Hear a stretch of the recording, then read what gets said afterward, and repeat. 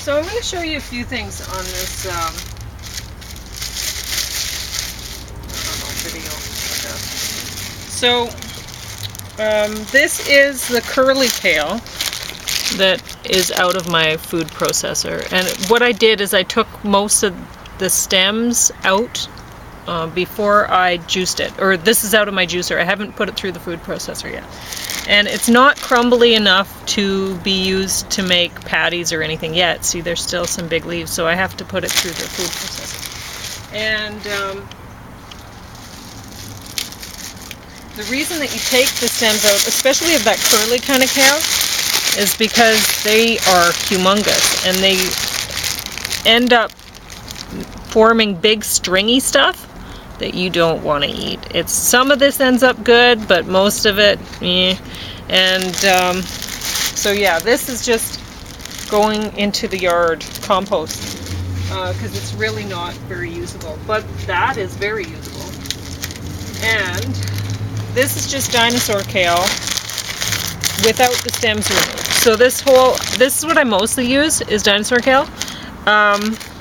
But see, there's still some stems that I'm gonna have to take out of there. So I juice it without removing the stems, and then I just pull out the big pieces when I put it in, sort it in a bag, a container like this, and then yeah, pull out the bits. Anyway, so I'm just gonna close that up for a minute. I'm gonna show you what I'm going to do with it. I'll worry about that never. Anyway, I baked some potatoes, and they're this kind. So let's see, about that size. They're all about that size. So 1, 2, 3, 4, 5, 6, 7, 8, 12. So 12. And I'm going to use all of this kale in with these potatoes. So I'm going to mash them up with the food processor. First I'm going to chop all this up with the food processor because it's dry and I don't want the sticky stuff from the potatoes in there anyway. But whatever you do, who cares? So I'm going to do that, and then this, and then I'm going to add in probably about half, but I don't know. I don't know yet because I never do. I never measure these things out. Doesn't matter to me. Now, normally I would put a whole container of this probably. Honestly, it makes it kind of salty, but really good. This is my favorite kind of miso. And you just go, like, maybe try a few spoonfuls and then try a few more and mix it in and then just taste it and see, oh yeah, that's about how much I like. That's how I mix it. So I'll put some in and then I'll put some more. But anyway, this time what I did is when I get this, I have to go to a trendy kind of Asian market downtown, which is overpriced. And honestly, I like their store for a lot of reasons, and I dislike it for a lot of reasons. I like that I can buy this there, that's for sure, because it's a good organic miso, and the only ingredients are pearl barley, organic whole soybeans, sea salt, and filtered water, and culture. That's it. And with this one though, I went to the cheaper Asian market in town, and I don't prefer this one. This is organic miso again, so good, and naturally aged and all that stuff. So all it has is organic white rice, so I don't like that. Organic whole soybean, sea salt, filtered water, and the culture. So it's this similar sort of product, but this one is barley, and it tastes better too. So not only is it a healthier product, but it's a tastier product than this one. This one is not as strong. And so we'll see how much I have to use, because I haven't bought this for years because I realized I like this. I just stopped buying this. I was going to buy the bigger container of this. This was $12.99, and I have to pay, I think it's $8 or $9 for one of these at the trendy place. So, but anyway, I could buy this in this size at the trendy place and pay the same amount. But at the other Asian market, they only carry this one. And they carry it in a bigger size for the organic, and there's a savings. So for a 2.27 kilogram container, as opposed to 1 kilogram, this 1 kilogram, it's $26 and this one's $13. So there's a bit of a savings. You get an extra 0.27 kilograms. Anyway, I was going there to get the big one, and then I was like, there's really not a lot of room in my fridge, and so I just decided, that's it, I'll just get the medium one today. And besides, it's not the product that I really, really like. So anyway, I'm going to be doing this while watching this. And the thing is I do my food processing in the kitchen while this is on in the living room. So I do miss quite a lot of TV, but most of the time spent making my little bites are going to be just, you know, forming them with my hands, right? So, and then when I'm done, like if you go back a couple blog posts, you'll see how I make these. It's the same, yeah, you roll them up. Once you get all these ingredients put together in here and they taste like what you want them to. Like, if you're making just plain ones, you can use sea salt, but you can do better by putting in different flavors. And I'm going to make 2 different types today, maybe 3. We'll see. But today I'm going to make the cheddar-y flavored ones with the miso and nutritional yeast, which was on sale at Bulk Barn for cheap. So if you want to try to cut down on how much cheese you're eating, but you still really want that cheesy flavor, try that. Miso plus nutritional yeast equals yum. So, and then I also bought some psyllium husk because that was on sale too. Oh, and that's a good thing to use if, well, I take it to lower my cholesterol, but you can also use it to absorb fluids. So if you're making patties or something like this, and your ingredients that you're using are too moist, you can put some psyllium husk in there and they'll suck it right up. So anyway, there's a number of things you can do. That's one thing, and it's a fairly healthy thing to do, I think. But I try to avoid excess moisture when possible. I'd rather just take my psyllium when I want to take my psyllium, because I don't want it interfering with absorption of other things that I like, nutritional elements that I actually want in my system, right? So, and that's a concern of mine. So I would rather that not be a part of my patties, but it can be there. If you're making a fiber burger anyway, why not? You know? Anyway, so, but this, I mean, although this is a fiber patty, I would rather avoid it if I could. So, anyway. And I will be doing other things to these, like I'll be putting in, one batch will just be, or part of, you know, like I can mix it all in the same bowl, just this, and then I can add things to it, right? So I can divide, say I've made as many cheddar ones as I want to make, which don't actually contain cheddar, it's nutritional yeast, but say I've made as many as I want to make that way, and I'm like, yeah, I'm going to switch.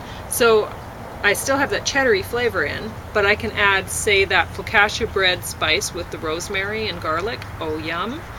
And make a bunch that way, right?